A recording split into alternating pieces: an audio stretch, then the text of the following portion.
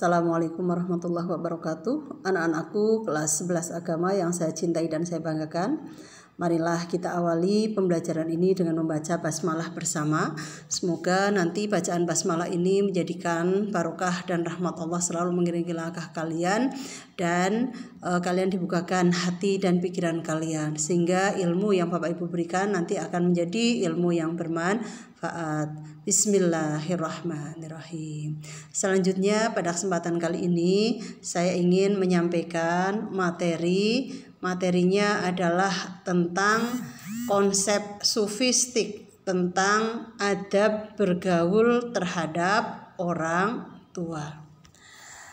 Sebagaimana dalam materi-materi di pelajaran yang lain, di antaranya adalah Quran hadis, kalian mungkin sudah disampaikan adab seorang anak terhadap orang tua. Perintahnya banyak sekali di Quran, surat Luqman ayat 14, Quran surat Al-Isra ayat 23 dan 24, dan hadis-hadis Rasulullah. Nah, adanya dalil-dalil itu memerintahkan kita untuk selalu berbuat baik kepada orang tua kita. Baiklah, kenapa kita diperintahkan untuk selalu berbuat baik pada orang tua? Karena mereka adalah orang yang sudah menjadi perantara adanya kita berada di dunia ini. Kalian gak bakalan ada tanpa ada mereka. Oleh karena itu, kita diperintahkan untuk selalu berbuat baik pada mereka. Kebaikan mereka juga di masa kita kecil, menyayangi kita sangat luar biasa. Sampai kita menjadi anak-anak yang sekarang kalian kelas 11 agama ini, tanpa perhatian, tanpa kasih sayang, tanpa adanya fasilitas yang diberikan orang tua, kalian gak akan menjadi siapa-siapa sekarang.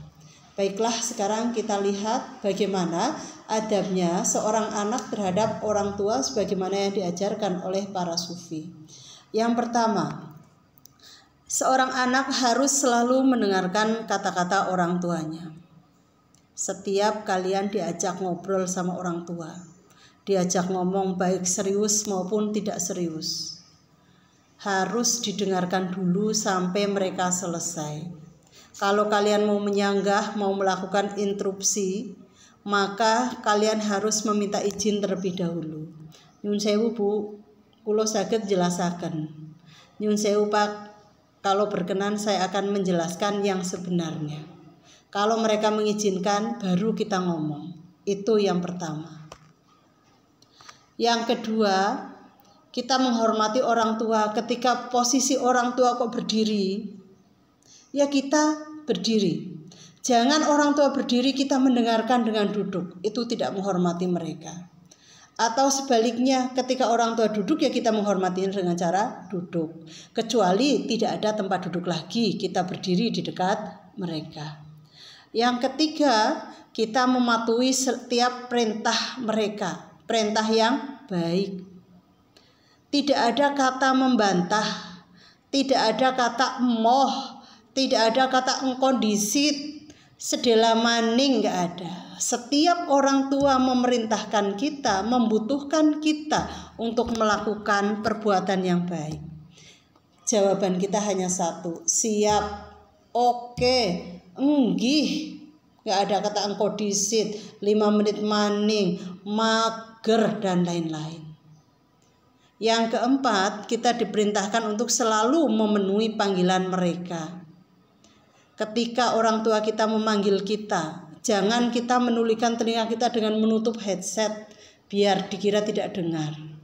Ketika dipanggil Ani, langsung jawab, nggih siap Bu, dalem Bu, ada apa Bu? Mendekat. Ahmad, nggih Bu, Nun, siap. Jangan orang tua manggil Ahmad, Ahmad, Ahmad 10 kali baru kamu dekat. Orang tua nanti akan marah. Nah, jangan sampai orang tua marah, karena marahnya orang tua adalah bagian dari kemarahan Allah Subhanahu wa Ta'ala. Yang kelima, kita diperintahkan merendahkan. Baik merendahkan hati kita, merendahkan diri kita di hadapan orang tua. Kita nggak ada apa-apanya di hadapan mereka. Walaupun kamu nanti menjadi presiden, kamu menjadi bupati, menjadi jenderal, menjadi pengusaha sukses, walaupun orang tuamu seorang tukang becak, orang tuamu gelandangan, Setinggi apapun jabatan dan pangkat kamu di hadapan mereka, kamu diperintahkan untuk merendahkan baik hati maupun diri kalian. Kalian harus memahami fisik orang tuanya, kesehatan mereka, keuangan mereka.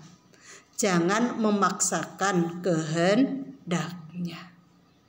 Yang keenam, tidak boleh mengungkit atau merasa berjasa dengan perbuatannya ketika kita berbakti kepada mereka. Jangan mengungkit mereka. Kan kemarin saya sudah nyuci piring, mencuci baju, sudah menyapu, ngepel. Itu adalah bagian dari kewajiban kalian. Jangan diungkit-ungkit, apalagi ketika nanti orang tua sudah sepuh. Ibu, saya sudah setiap hari merawat ibu, melayani ibu, ndulang ibu, mencuci pakaiannya. Nah, nggak boleh diungkit-ungkit. Kebaikan kita hanya secuil kuku hitam saja dibandingkan kebaikan orang tua kita yang sudah mengasuh kita, merawat kita sejak kecil. Yang terakhir, kita tidak boleh memandang mereka dengan rasa curiga. Kita nggak boleh membangkang perintah mereka. Apalagi kita mendengar informasi yang kurang baik, kita menginterogasi orang tua, itu bukan kewenangan kita. Kita nggak boleh melakukan itu. Walaupun kita mendengar berita tidak baik dengan orang tua, kita punya kewajiban untuk selalu melindungi orang tua. Apalagi seorang anak. Kewajiban seorang anak ngurusi orang tua selama masih bernafas, maka kalian yang laki-laki punya kewajiban untuk selalu berbuat baik pada mereka, melindungi mereka. Wajib untuk selalu menjaga mereka. Tidak boleh kasih sayang kalian yang anak laki-laki, kasih sayangnya terhadap istri melebihi ibunya sendiri, melebihi ayahnya sendiri. Nah, sekarang kita akan melihat seperti apa sih dalil yang memerintahkan kita untuk berbakti kepada kedua orang tua. Yang pertama, kita akan melihat Quran surat Luqman ayat 14. Quran surat Luqman ayat 14 ini dalil mengapa kita diperintahkan untuk berbakti kepada mereka. Yang bunyinya, yang pertama adalah kita bahwa mana tadi dalil tentang, nah ini yang pertama. Nah, ini Quran surat Luqman ayat 14. Wa waswainal insana biwalidayhi hamalathu ummuhu wahnan ala wahnin wa fisaluhu fi amaini aniskurli waliwalidayka ilayyal masir. Wa waswainal insana biwalidayhi, dan kami perintahkan kepada manusia berbuat baik kepada kedua orang tua, yaitu ibu dan bapak. Hamalathu ummuhu wahnan ngala wahnin, yang telah mengandungnya dalam keadaan lemah dan bertambah-tambah. Wa fisaluhu fi amaini, dan ibunya telah menyusui kalian dan menyapihnya dalam 2 tahun. Aniskurli, bersyukurlah kepadaku. Waliwalidaika, dan kepada kedua orang ibu bapakmu. Ilayyal masir, hanya kepadakulah kembalimu. Ini yang pertama. Kenapa kita diperintahkan untuk berbakti pada mereka? Karena ibumu sudah mengandung kamu selama 9 bulan dalam keadaan lemah dan lemah. Dalam keadaan lemah dan lemah, semakin lemah. Ketika mulai hamil, ibumu 3 bulan pertama nggak kuat untuk nggak doyan apa-apa. Nah, ketika nggak doyan apa-apa, kemudian ketika sudah mulai besar, ibumu dalam keadaan istirahat saja susah, tidur susah. Nah, kemudian melahirkanmu perjuangan hidup dan mati. Kemudian menyusui kalian dalam keadaan tidur, kamu bangun, ya ibumu bangun. Itu makanya karena orang tuamu sudah berjasa yang luar biasa, wajib bagi kita untuk menghormati mereka. Yang kedua, dalilnya adalah Quran surat Al-Isra ayat 23 dan ayat 24. Wa qada rabbuka alla ta'budu illa iyyahu wa bil walidaini ihsana imma yablughanna 'indakal kibaru ahaduhuma aw kilahuma fala taqul lahuma ufin wala tanharhuma wa qul lahuma qaulan karima. Nah, wafid lahuma janahadzulli minar rahmah wa qur rabbirhamhuma kama rabbayani shaghira.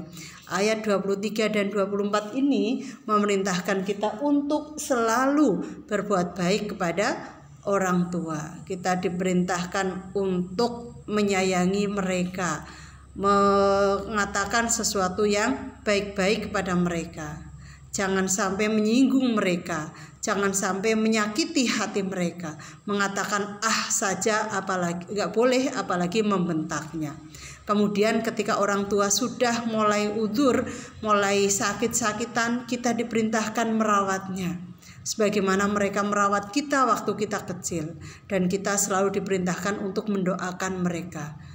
Allahumma gfirli wali walidayya warhamhuma kama rabbayani shaghira. Ya Allah, ampunilah dosaku dan kedua orang tuaku, sayangilah mereka sebagaimana mereka mengasihiku di waktu kecil. Nah, ini perintah kita untuk selalu berbuat baik pada orang tua. Yang ketiga, Quran surat An-Nisa ayat 36. Wa'budullah wa la tusyriku bihi syai'a wa bil walidaini ihsana.